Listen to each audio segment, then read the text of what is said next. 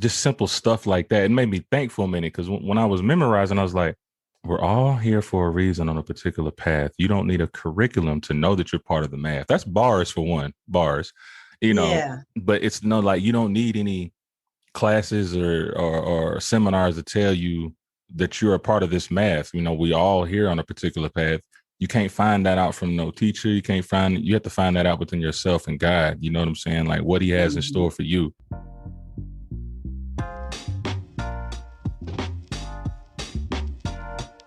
Welcome to 365 Brothers, the podcast. I'm your host, Robin Shine. I am delighted to bring to you brothers from across the United States and from various professions talking about their life experiences, their wisdom, and a conversation that also touches on racial profiling in the United States, how pervasive it is, what the impact is. And remember, you can follow us on Instagram at 365 Brothers. Also, follow us on Facebook at 365 Brothers, the podcast. If this is your first time listening to a 365 Brothers episode, make sure you subscribe because you do not want to miss one brother's wisdom, one brother's experience, and their perspective on life in the United States. Today, we are speaking with a gentleman who is from Tullahoma, Tennessee. He is a writer, producer, a podcaster, and I'm really excited to have this conversation with Royce Massengill. Welcome, Royce. Hello. How are you doing today? I'm fantastic. I How like about the you? way they spell your name. That's very unique. Thank you. Before we get into the questions, is there anything you'd like to say to help the listeners get to know you better? Yeah, well, really, it's real short and sweet and simple. I have a podcast, goes by Royce's Rant. It's a whole network where we have several others under me who have their own respective shows throughout the week, every other week. Right now, we're on a season break. My whole motto for, the network or the whole movement is called Speak Your Thoughts or Lose Your Mind. And basically, how that fits in with me is because before I've had an issue with speaking things that may be true, afraid of confrontation, afraid of what people may say about how I feel about a certain something, especially if it was the truth. And so over the years, I had to develop, especially going down to an HBCU, learning how to use my voice.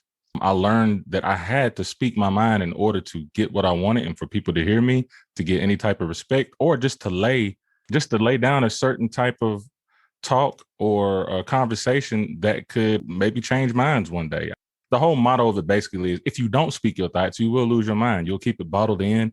I mean, we can trickle this down all the way to abuse, domestic violence. A lot of that comes from just holding everything in and not talking about it and expressing how you feel. So before you get to that point, make sure you speak whatever's on your mind from the beginning and get it out there and handle it at that moment.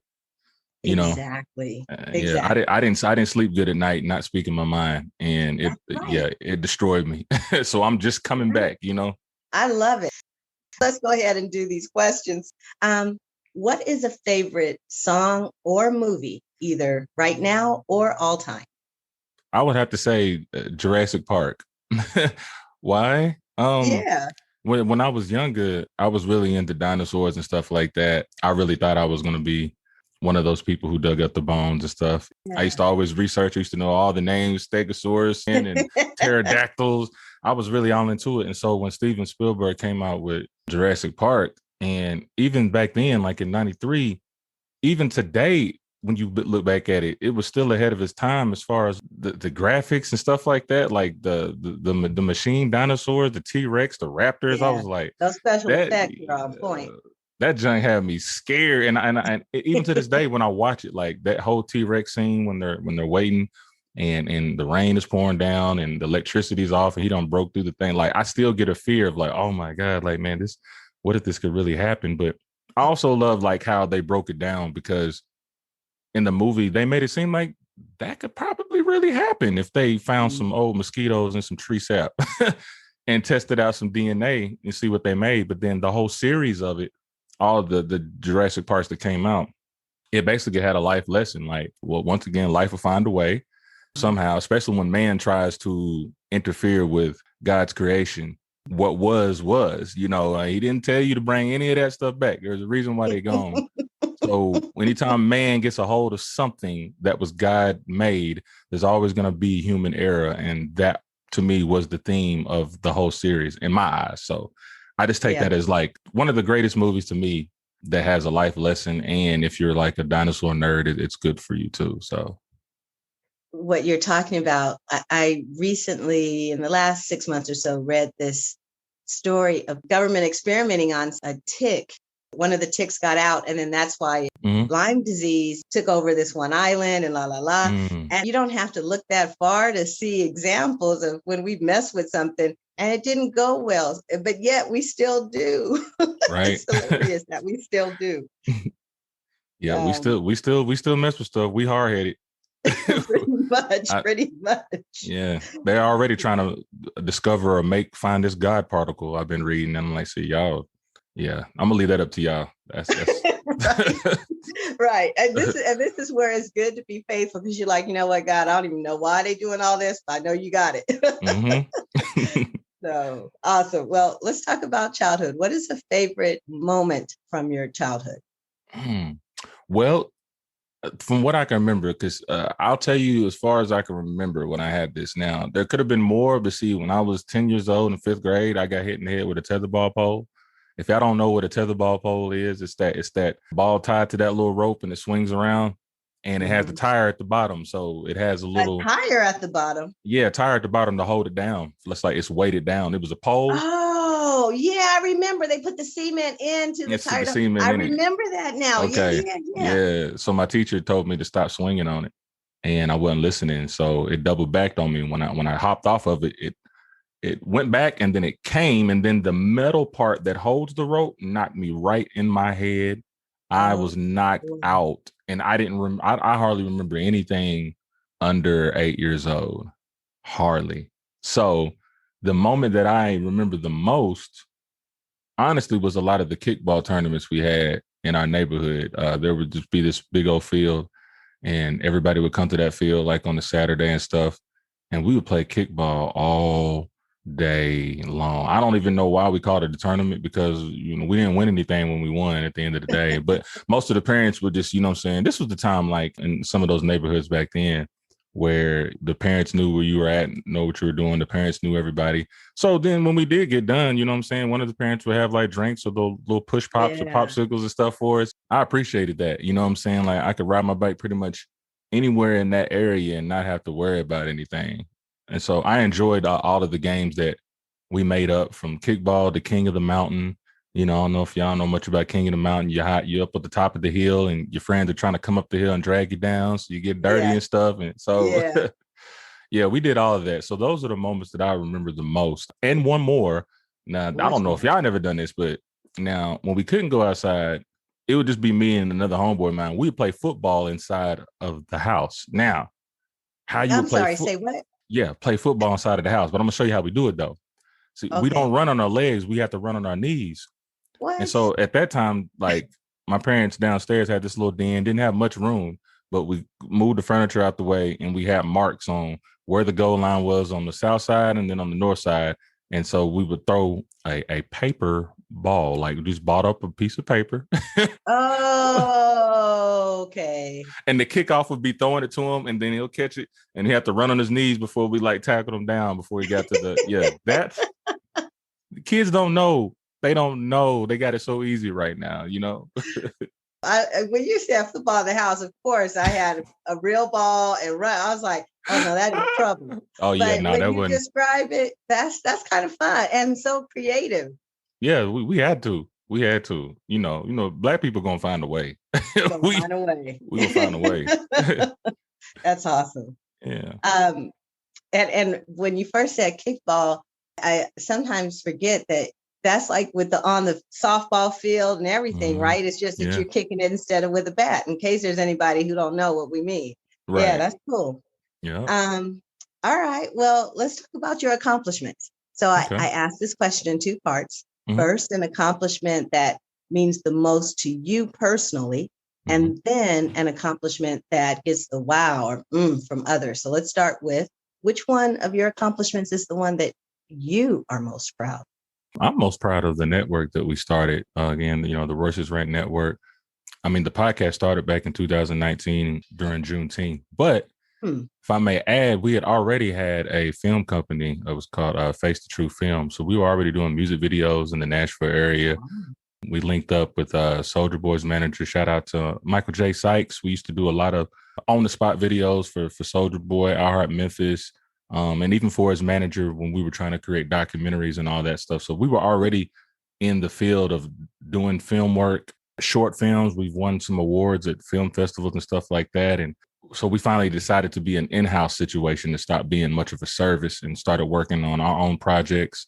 One right now called I'm Straight. It's like a music video we did / short film, which kind of broke the mold in the film festival industry because we kind of snuck it in there as a short film, but it was a music video. You know what I'm saying? So it started off with the short film and then the music video in between and then back to the story. So we kind of like cheated our way in there in a way, but somehow they looked at it as that. So we won some awards on that. We've been doing it for the past 10, 12 years. We've got a couple of artists that we sent out on some tours, been on a couple of shows on NBC, and now they're back working on their album. And so we're pretty multifaceted kind of company, from podcast to music production to definitely film production. And that's what I'm really more proud of the most. Now, as far as what people say, I would have to say it's the same thing, because coming from a small town and then having to go out, venture out and go to school, go to other places, travel the nation, and being able to come back and bring this back to the community, it looked good for them because there's only 3% of Black population here in Tullahoma, Tennessee. So and how big is Tullahoma? 5,000, 10,000? It's 20,000. We got we got 2 middle schools, 4 elementary schools, and 1 big high school. You know what I'm saying? But we raised a lot of pro athletes, especially baseball. Myself, track. I got a track scholarship coming up out of there. Football guys, it's one of those towns that, I don't know if anybody's seen the movie Blue Chips or Friday Night Lights or something like that. It's that type of town where, oh man, sports is where it's at. So in politics, coming down here, we kind of stirred up the pot a little bit because we're putting a lot of our councilmen on our toes about what they're doing for the Black community. So it's bittersweet for them because they're like, oh, welcome back. But, oh, now you're, I remember when you were this little and you didn't see. Yeah, but we're grown now and we see what's going on in here and we're here to do something about it. So it's bittersweet for them, but it's great for us to bring this back to our hometown. That's fantastic. Yeah. So you've mentioned your podcast. The mind can imagine what Royce's Rant is, but tell us just a little bit about what you do on your podcast. All right. So on my podcast, I speak anything, social, political, love, sex, relationships, Black community issues and all that. But see how it is, it started off with me just doing that by myself. And then when we tagged on a few of my other constituents, now they take that part for me to where they speak on Black issues, speak on love, sex, relationships. And, we even have a bishop that comes on every other Wednesday, Bishop Jimmy L. Tyson, who comes and gives us the street version of the word. You know what I'm saying? Okay. So really down to earth. So we've been trying to build the network with having certain entities talk about certain things to kind of keep the pressure off of me, because sometimes it's hard coming up with something to speak on every week. And so now that we're doing it every other week, which we're taking a break now to kind of regroup and get sponsorships and all that. But it took a lot of pressure off of me and it gave other people voices and it kind of spread the demographics out a little bit. That's something I think the listeners that I have, some of you guys might be interested in checking Royce's Rant out, because some of the things you talk about, I know are of interest to my listeners. So there's plenty of room to get a lot of information. Well, now I want to ask you, at 16, 18, or 21, what do you wish you had known at one of those ages? If you could go back. I picked 18. And the reason why I picked 18 is because that's when, I went off to college. I got a full scholarship to run track at the University of Arkansas at Pine Bluff. Shout out to the Golden Lions. I wish that I would have found my major earlier, because at first I was a business major. And then one time I had a dream I knew what I wanted to do, but the dream kind of solidified it for me. Like, okay, go ahead and take that leap of faith. So I switched my business major during my sophomore year to mass comm, radio and television production. If anybody has been to college, you know how drastic it can be switching your major in the middle of your of your school career. So I had to do a lot of backtrack, but I wish that I would have started off doing that at 18. But you know what I'm saying?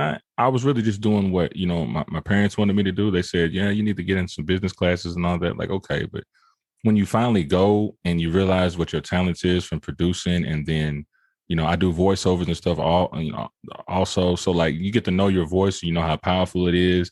And then, I fell in love with the camera, doing camera work and, working behind the board at Clear Channel at the time when they were Fox 17 back in Little Rock. And I just had a love for it. I'm like, man, no, man, I'm going to switch my major.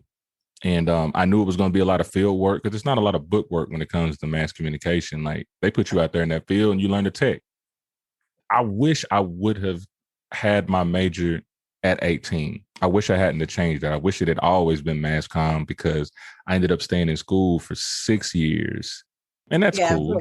Yeah. And if there's someone who doesn't know how that works, like you do all these prereq courses, like before your major. So you like your foundation. And then if you change your major, you got to now do the foundation for that new major, which could add a whole year or more. And so I hear you on that. Let me ask you, because you mentioned you had a dream. How old were you when you had the dream? And just like the highlight point, what in the dream made it clear? Okay, it was a reoccurring dream because I actually had this dream when I was 16. I remember, writing it in some raps I did, which it was a reoccurring dream. It was just a bunch of silhouettes in the studio, and there was TV monitors, there was music going on everywhere, and I was right there in the middle just delegating. And it came back again. It just hit me harder. I'm like, okay, what am I doing? So I woke up. And now I get why you're saying you wish at 18 because you'd had that. It was a dream, but in some, you might even say a vision about who you were to become. I get it. Yeah. Yep. So that's how that happened. Reoccurring dream. And I said, you know what? I'm going to do it this time. Called my pops. He was a little disappointed, but it took him a few years, really. He said, son, as long as you're happy with what you're doing. I said, that's all I wanted to hear because I know it's going to be a grind. I know it's going to be a hands-on type major. And I know when I graduate, technically have to be kind of independent because I'm not waiting 15, 20 years to be somebody's executive assistant at the TV station. So I like it. I got your go-getter. I see that real clear. What is a favorite quote, saying, metaphor, or book? This was back in college. This was from Kanye's first album. It was a song called Never Let You Down. And after the song was over, there was a spoken word cat. I keep forgetting his name, but he had said this spoken word that I memorized for myself to do an audition on. Little excerpts of it is just saying, we're all here for a reason on a particular path. You don't need a curriculum to know that you are part of the math. Just simple stuff like that. It made me think for a minute because when I was memorizing, I was like, we're all here for a reason on a particular path. You don't need a curriculum to know that you're part of the math. That's bars for one, bars, but it's like you don't need any classes or seminars to tell you that you're a part of this math. We all here on a particular path. You can't find that out from no teacher. You have to find that out within yourself and God. You know what I'm saying? Like what he has in store for you. And once you find that, you can't be afraid because I was. You can't be afraid of taking on that challenge. So know that you are a part of this equation. You just have to find out which problem you are.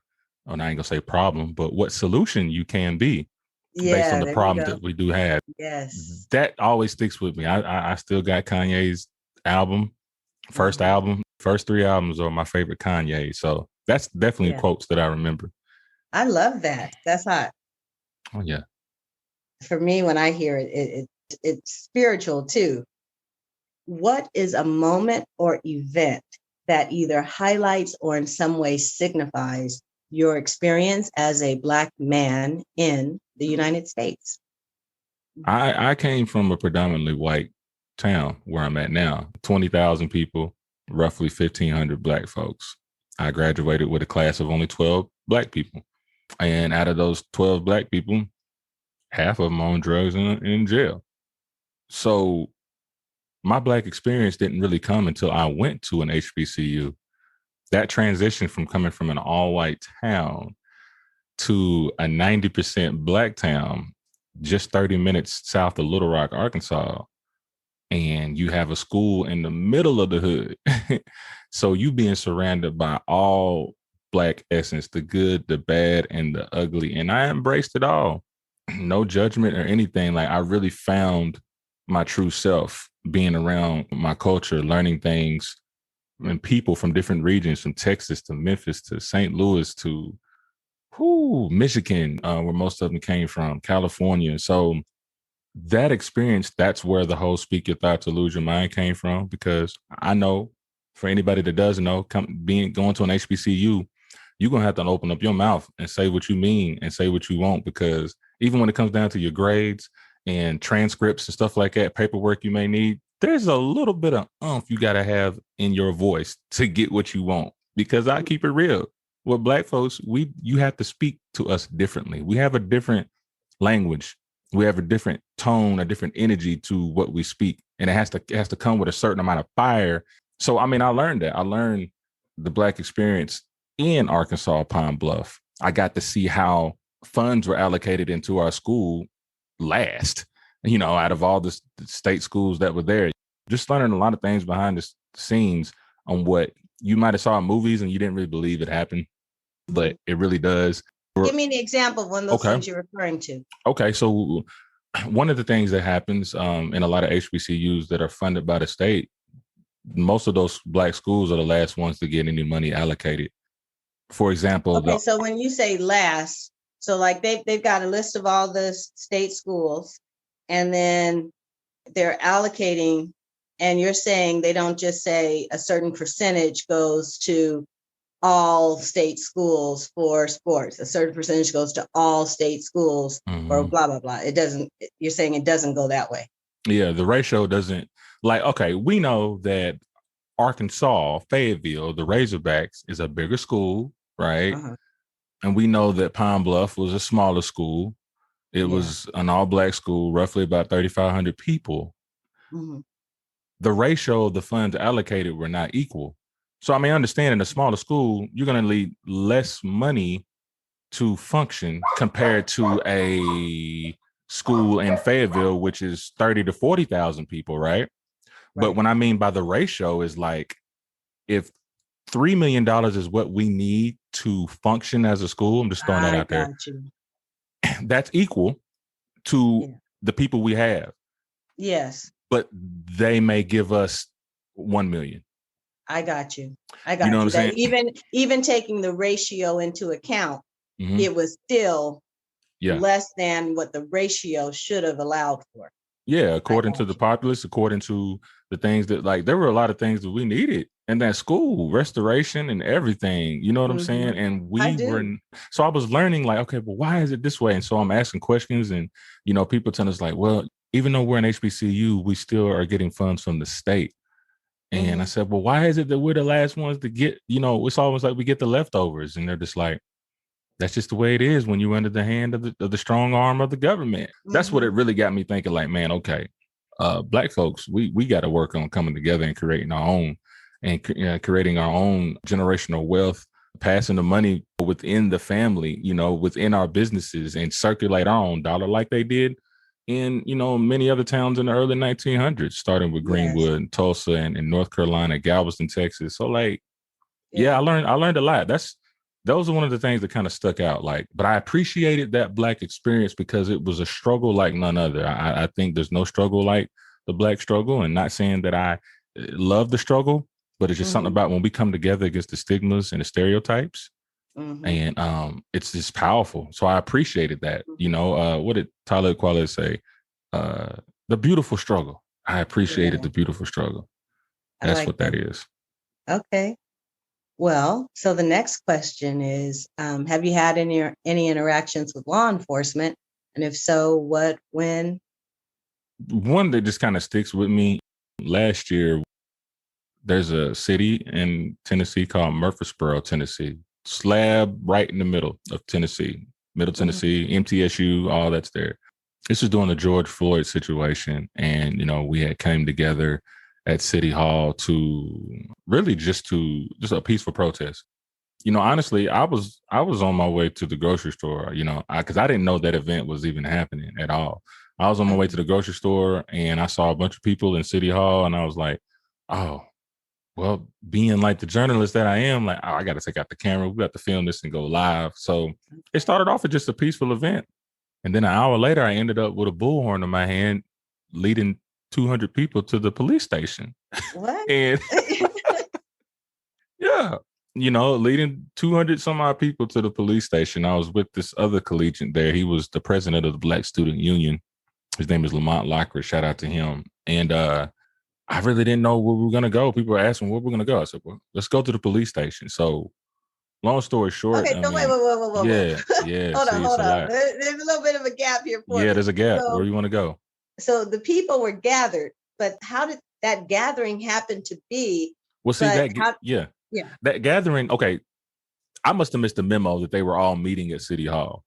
I must have missed that memo. I didn't know nothing about it. It was a Sunday. I was chilling. Like I said, I was going to the store.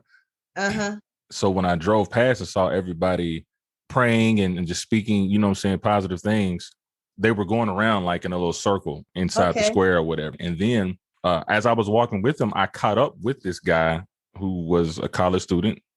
And he had the bullhorn. Okay. And he's like, here, man. He said, you want it? I'm like, okay. When we were walking in that circle, he said, if I walk outside of this gate here into the main road, would you follow me? I'm like, yeah, I mean, let's do it. I'm down for stuff like that. So as we're chanting and stuff like that, we head outside of the gate. We don't think nobody's following us for a minute. You know what I'm saying? We're thinking, okay, it's whatever. And then 3 minutes later, like I turn around with the bullhorn and it's like 200 people behind us. I'm like, okay, they're following us. So I'm looking at him like, what's up, man? What we gonna do? He said, I don't know what you want to do. I said, man, let's go to the police station and bump it. So we're heading to the police station. They're already ready for us. That's the crazy part. Like they were already set up. I guess it's that whole, they know what's going on. And choppers and News Channel 5 is everywhere. And so we really just got up there. I was talking to the college students, just talking about basically, what do you want? Like, what are we here for? Let's not waste time and let's not be chanting just to be chanting. Like, what are you here for? What are you doing? I mean, kids, Black, white, Asian, all of them. But where the climax of the moment is when we got done walking to the police station, we were going to the university, Middle Tennessee State University. And that's where the police met us with their little armored vehicles and stuff like that. And they stopped us in the middle of the intersection. And, they told us to go home. Well, we were being rebellious. And so that's when the tear gas and I don't know what them things called were, I guess them light bombs or whatever. I don't know what that was, but flash bombs. Yeah. Flash grenades and, throwing tear gas. I'm seeing one tear gas thing, go over my head. I'm like, okay, this is for real. Cause I'm standing right in front of that, that armored truck. And I'm like, okay, all right, this stuff is getting real. I said but it wasn't really necessary to me. Right. Especially for a bunch of college students, because these armored trucks were rolling up on the side of the sidewalk, going into the university grass, chasing the kids off. Really? You know what I'm saying? Yes, it was a big thing. Like it was all over the news. And so eventually I got to do a small little interview on News 5 in Nashville about basically what we were trying to do in the first place. There wasn't really no need for that type of force for kids that were, kids are going to be kids, but we weren't being reckless. They were throwing tear gas inside of vans. You know what I'm saying? So they were just, they were out of hand. So yeah, that's small. That's just, that's the shortcut of the story. But that's how we kind of ended up where we are now, as far as my switch in the podcast on being more active in the community and stuff. That's what moved me back to Tullahoma, because it's a small town. It's borderline to a county of the home of the KKK, Pulaski. Y'all look that up, Pulaski, Tennessee. This is the area that I'm at. That's where God placed me, and this is where I'm going to be. It's a lot. It really is a lot.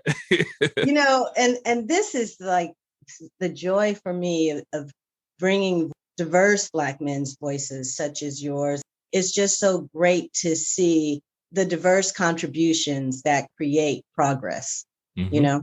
Yeah. Hey, thank you for being there and doing that work. Man, it's all good. Well, if the United States was a woman with whom you could speak, and for you, she can be a mother, lover, stranger, neighbor, friend, whatever you choose, what would you say to her? Two things. And I say it's time for a makeover, baby. And the second thing, well, honestly, would be you don't need no makeup. And so here's the metaphor with that. If America's a woman, I would tell her to take her makeup off. Why? Because sometimes makeup hides the blemishes, hides what you may be insecure about. You don't know your natural beauty, meaning the true history of America has had makeup on it for the last almost 200 years, 300 years. Let's just go 400 years. They put a whole kit of makeup to hide the true history, all the blemishes, all the blackheads and the pimples and scars. They covered it up with lies in our history to this day. And so that's what I would say. Dr. Khalid Muhammad had said that one time about the Pope years ago. Let's see what's under those. Let's see what's under that dress. Let's see what's up under those garments so we can show the shame. And that's the problem with America. Like, I think the reason why we're so messed up right now is that we keep putting cologne on a dirty body when a lot of people really deserve the truth. Rather, I don't care if when white people say, "Oh, you never been in slavery, you know, are you a slave?"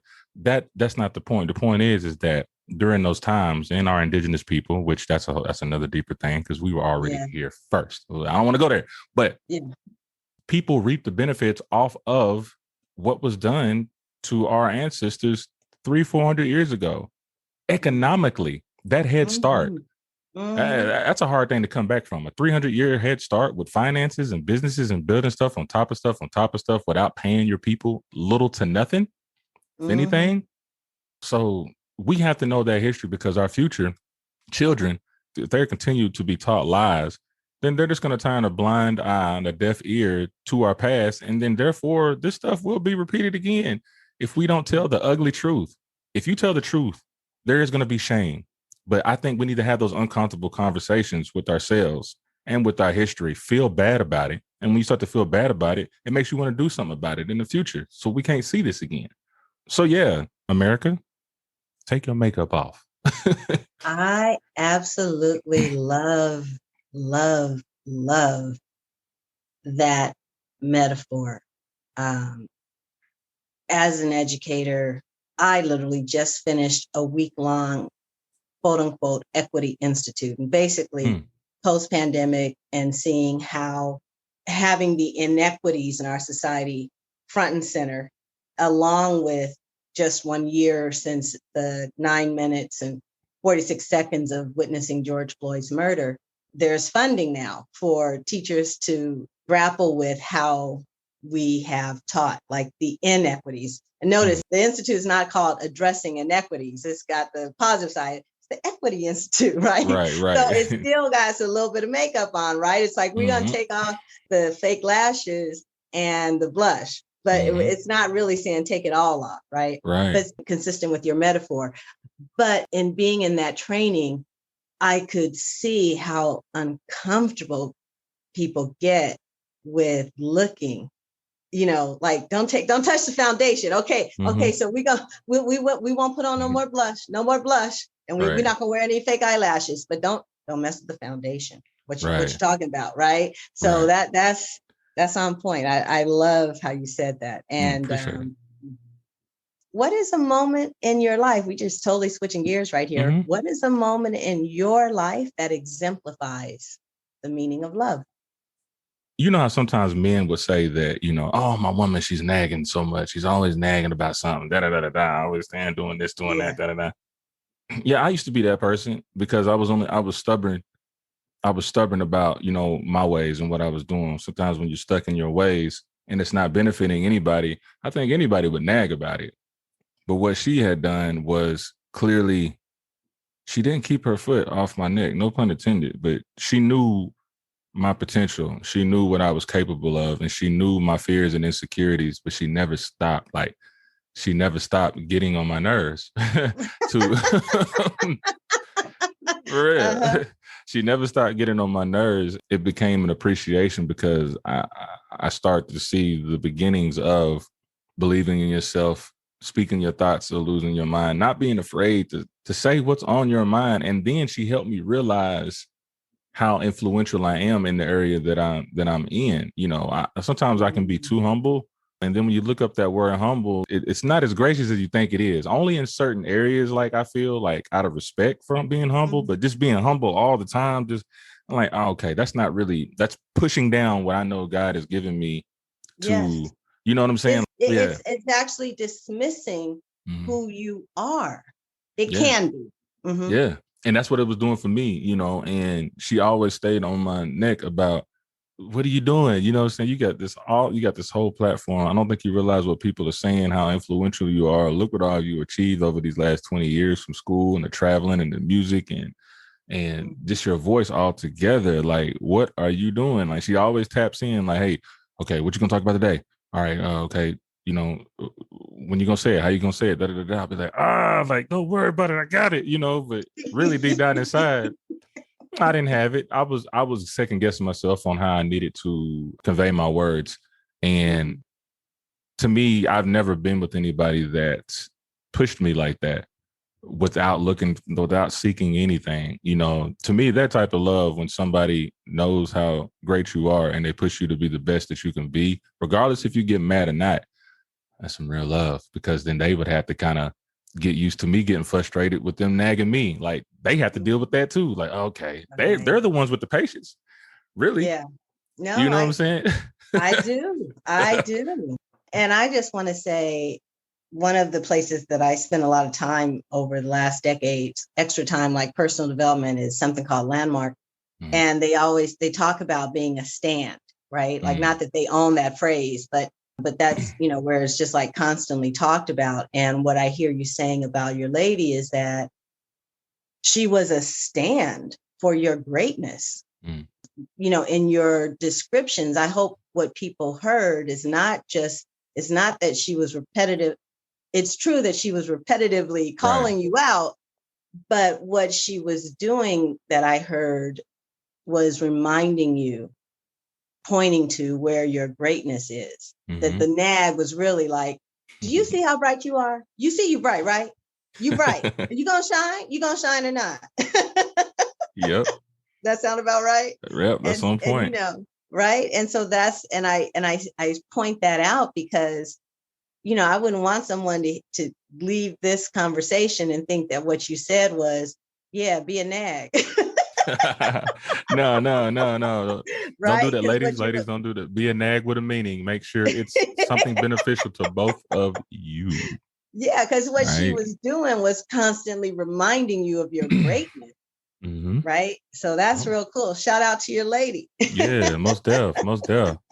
I love that. And you know what? Before I go to this next question, you touched on it a question or two ago, and I didn't dive in, and you said, "Oh, we don't need to go there," but I am, because you mentioned, you know, what was done to the Native peoples, and I think I heard in there that your genetics are both Indigenous and African American. Did I pick that up correctly?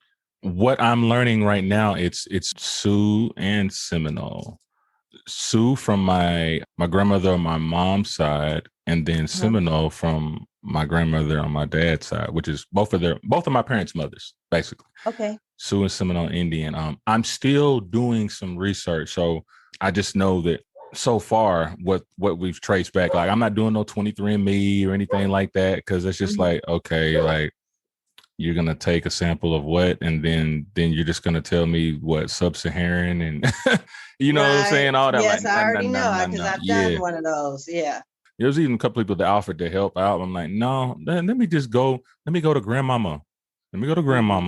She's 97 years old, still sharp as a tack. And just listen to her stories on people. The more and more they talk, I have not heard anything about slavery yet. You know what I'm saying? And not to say that we don't have people whose ancestors were slaves here. But what I am saying is that we need to tap in to not forgetting that a lot of us were already here. And it may not have been from Africa. Like there are all types of tribes. You know what I'm saying? And when you think about the geography of the world, don't think that what you see the map looks like now has always looked like that. Right. We're talking about billions of years of geographical situations that changed this earth, the body of water to the land. You know, I mean, when you look, even if you look at the map of the world, like you can see there are some puzzles that you can kind of put together if you brought them closer. That's just from my analysis, you know what I mean? But through research, what I found out is there are roughly about 2 to 3 million slaves at the height of the Civil War. That's how many slaves there were. But know that we had indigenous people, we had indentured servants. Now there were Africans who we had Africans who did mix up with the natives.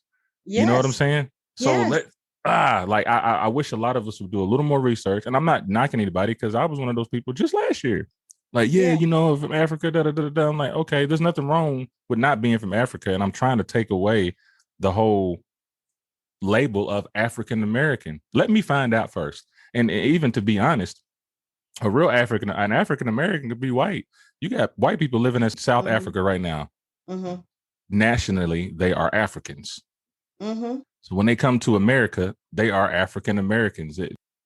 Technically, I suppose you are. But I love what you're pointing to, which is the presumptions that exist. Because basically when we, and I'm going to say we, not meaning myself, literally, but that in the aggregate, as soon as you see a Black person on the street, the presumption is descendant of slavery. That is the presumption.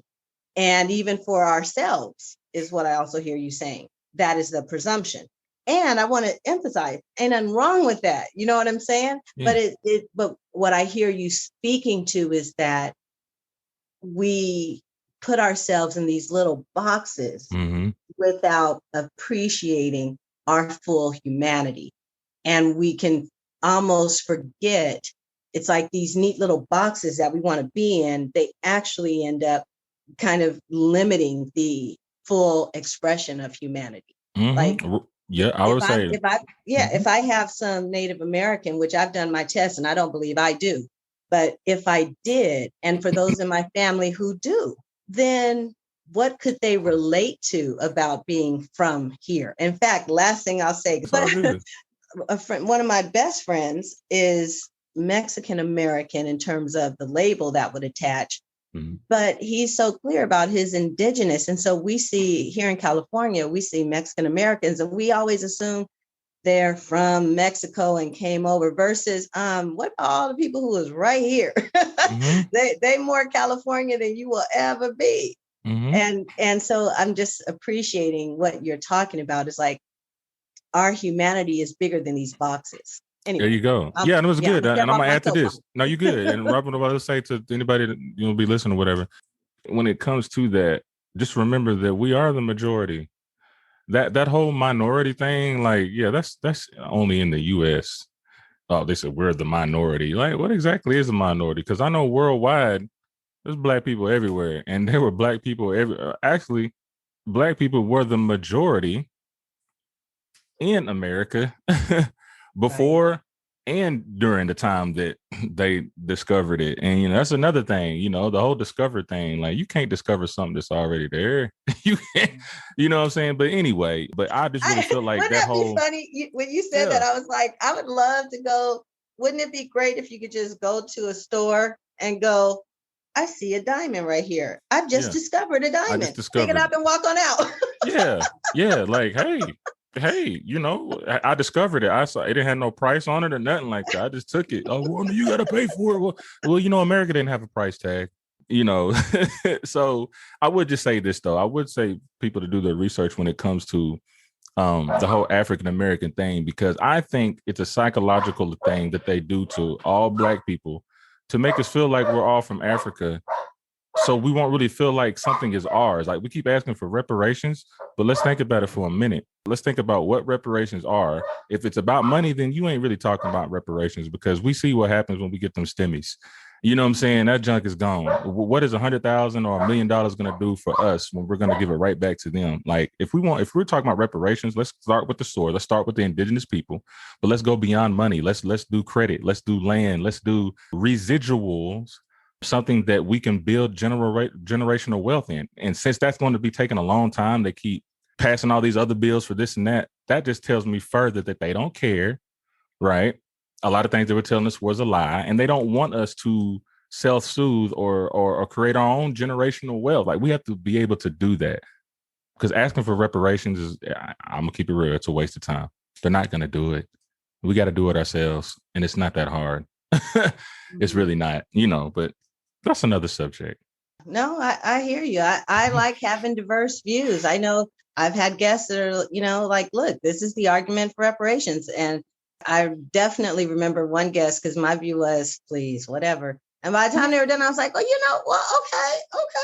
I can see where, people go for what you're going to go for, fight for what you're going to fight for. But I hear what you're saying, which is there is work that we could do right now to build it. Although I will say, one of the things that I wonder about sometimes, though, is the subconscious impact of constantly seeing that when Black people get something, they're new. You know how we voted so much in 2020 and they change all the laws to make sure that don't happen again? That happens with economic success too. So it does. Oh, y'all figured out how to do that? Okay, so how we change this? But that doesn't mean we stop trying at all. Exactly. Speaking of trying, forget trying. I'm actually this last second to the last question is, what is a practice that has served you well in life, Royce? And please be specific. What do you do? How often? And how did you discover or develop it? I write. I actually been writing random stuff. I mean, from poetry to spoken word to even little short stories since, I guess, my freshman year in college. And like, kind of how that started was, I had a roommate. He was from the East Coast and he was all into Jay-Z and stuff like that. I'm from the South, and I know, don't get me wrong, I've heard Jay-Z and some of his stuff, but like, he really put me on him, and he was all about bars and stuff like that. He was spitting all that gangster stuff, and here I am, this Casanova, flowers bloom, and you know what I mean, just talking all that. He was like, man, come on, man, you a little Casanova. So I remember one time when he was up in another room, I mean, I wrote 16 bars, man, that, boy, you would have thought I was some gangster, but I was just talking my ish because, I was being influenced by somebody who really loved that hardcore, rap. So I wrote my little 16, I knocked on his door, and I was like, yo, man, you got to hear this. So I started popping off. He was like, yo, you know what I'm saying? Oh, wait a minute, man, I got to look under the bed. You sound like you got Arsenal up under there, man. Nah, I ain't got none of that. I really was just putting some words together, you know what I'm saying? I ended up joining the Hip Hop Project, where we traveled all over the nation. It was an all Black cast. We wrote our own pieces. We choreographed our own dances. We had a director who conceived it, and we traveled all over the place. Kennedy Center to Canada to Washington. Wow. It was dope. You can Google that. The Hip Hop Project, University of Arkansas at Pine Bluff. Kennedy Center, you know what I'm saying? We got great quotes from the Kennedy Center and how great of a show it was. It was original. But through that writing, you know what I'm saying? Like, I began that practice because that was part of my thoughts or lose my mind before I was like speaking. I would even practice certain ways, like, because most of my poetry turns into like bars. So when it's without a beat, I try to rehearse it as if it didn't need an instrumental at all by putting certain pauses or breaks, taking the rhythm out of my words. Oh. That's all I really do. So most of my poetry, if you put a beat to it, it would be a rap. But if you didn't put a beat to it, I would change it to a way where it didn't have a rhythm, a Naja had rhythm. You know what I'm saying? So yes, I do. Those are like one of my practices. Recently, it was something I was going through where, I'm trying to do this community work and stuff like that. We're trying to do this community work. And there's always somebody that's going to be talking that ish, saying what you should do, what you shouldn't do, but they never really connect with you and tell you. You just hear stuff, right? And now, actually, I put this on an instrumental. I was just surfing through YouTube, and I wasn't trying to get no iTunes or none of that. I wasn't trying to make no money. I just like writing and art, producing, directing. So Mm-hmm, I'm like, mm-hmm. okay. So like one of the bars I was saying, like I said, I'm trying to do it without the rhythm. So I can't Yeah, help sure. it. But it says, no matter what I do, you're not satisfied, mortified simply for the fact you're not more than mine. But I decline all the back and forth while I sip the wine and analyze all the sleep souls in the woke line.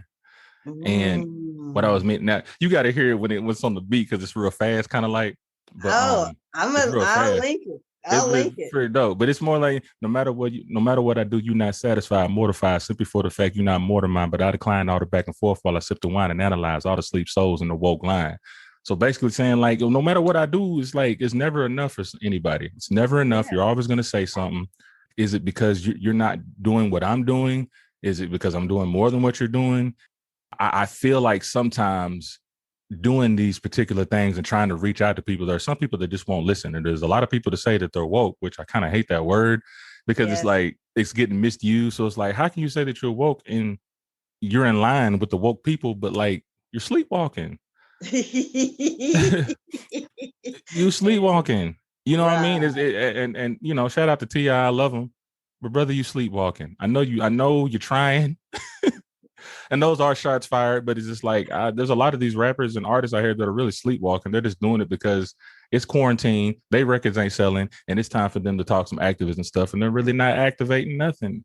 So shout out to the real people, the people that don't get the shine, that's under the radar. Shout out to y'all for doing what y'all doing and don't get recognition. That was my whole point. Yeah, I got you. What I'm taking away from all that is write and speak. Write and speak. If you have a hard time with speaking, write it. Eventually, you'll speak it. If you have a hard time with writing, then speak it. I was just blessed enough to do both, that I could speak it. But, oh, man, when I put it down on paper, it's so much better, though. So much. Royce, now that we've had this conversation, what did you get for yourself personally out of participating in this conversation?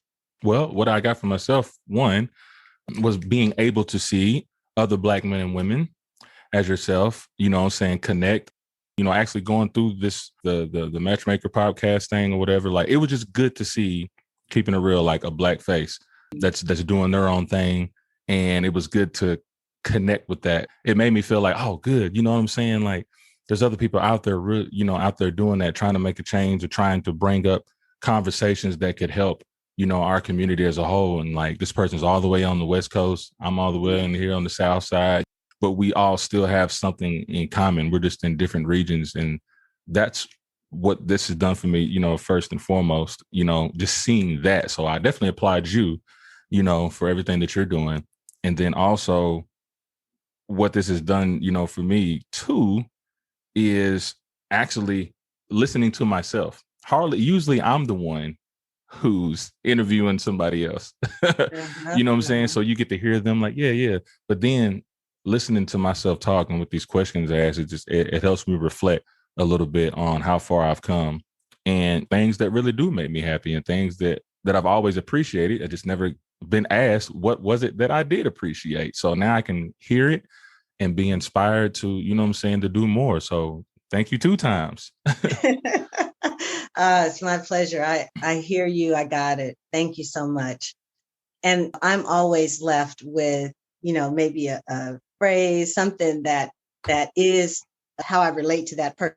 For you, it's like you said a couple times in the interview, shout out to this person, shout out to that person. Like for me, you are shouted out because that's what you're doing. It's like, you know, from the story about you going ahead and taking the bullhorn, shouting it out, getting people active, shouting it out when you're at Pine Bluff and saying, hey, let's talk about this. Let me say something. It's like in fact, I'm not going to say shout it out. You know what you are to me? Speak on it. That phrase, right. Speak on it. You Mr. Speak on it. I like that. I love your episode. Oh, hold on. I got to give you props for that. Wait a minute. That might be an AKA. Hold on. You got it. It's yours. Yeah, that's all. Hey, that's all you right there. Shout out. Yeah, that's what's up. Yeah. So, Mr. Speak on it. Thank you for your time today. Well, I appreciate it, Miss Robin, and thank you for reaching out. And man, hopefully we can all connect again. And anybody else that's listening or whatnot, Hey man, just holler at me. I mean, I'll send her all the links that you guys can go check me out. But I'm looking for other podcasters that we can speak on particular things while we're on this break. I can get my schedule together, and we're opening back up September the 6th for Royce's Rant Network. So, stay tuned. You guys check out some of the old stuff on our YouTube. Just type in Royce's Rant, ROYCE_SRANT, or actually it's roycesrant.com. You can look at all the links from there. Yep. And brothers and sisters, you will find it in the show notes. And I think in case y'all didn't hear that, you might want to check him out if you're somebody who would make a great guest. And by the way, if you would make a great guest on his show and you have not reached out to me, I ain't got to say nothing else. Yeah. All right. She is the connector right here. I appreciate you. Hey. Remember, you can follow us on Instagram at 365 Brothers. Also, follow us on Facebook at 365 Brothers, the podcast. Lastly, I just want to let you know, producing a podcast, it takes something, and I'm really grateful to have partnered with alitu.com. They make publishing easy. There's a link in the show notes for anyone who either has a podcast or is thinking about a podcast. You don't need to learn all that sound balancing and compression. Save all that. Use your time for what matters, interviewing and sharing the stories that your podcast brings. Thank you for listening to 365 Brothers. Certainly hope you enjoyed the episode. I encourage you to subscribe. Please leave a review. I want to know what you think. Also, if you know someone who would be a fantastic guest for 365 Brothers, please direct them to our website, 365brothers.com. You'll also find all the episodes there, 365brothers.com, and your support is welcome. And remember, to listen is to love.